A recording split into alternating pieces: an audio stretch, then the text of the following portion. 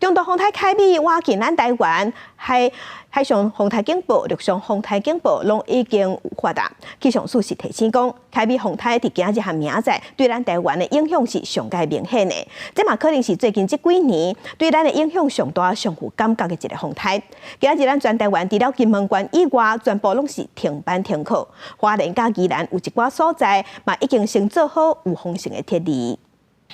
面对凯米风台来势正凶，就加强的地动过后，土石部分佮加上强风大雨，可能会造成土石流灾情。在警方甲公所人员的苦劝之下，花莲市国库里挖山边的住户准备thiết立家园。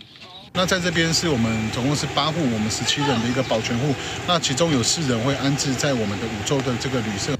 也有秀林乡、富士村、和平村也拢有警性特村。同款瓦山区的宜兰南湖乡5个原住民部落，警方也同款一家一家访视，到暗时7点有67个人落山去照顾亲人，另外2个人安置伫南湖乡公所。你们住的地方比较危险的，以前有过土石流了。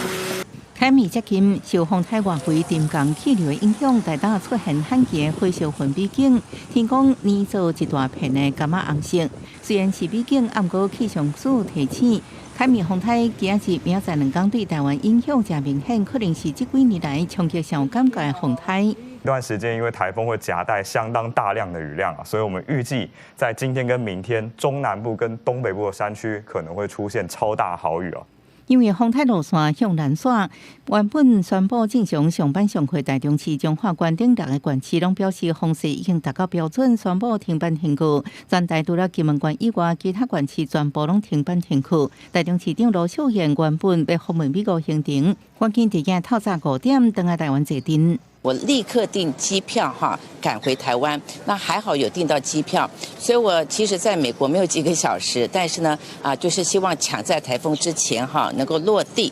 在关键的时刻跟我们市民家人同在。罗秀燕表示，在出发进前，有无显示台湾中部未进入暴风圈，不过10外点钟天气变化真紧，中部被列为陆上警戒范围了后，伊就决定马上返来，率去美国交流的行程，交由副市长黄国荣带人去，展现诚意甲礼貌。记者综合报道。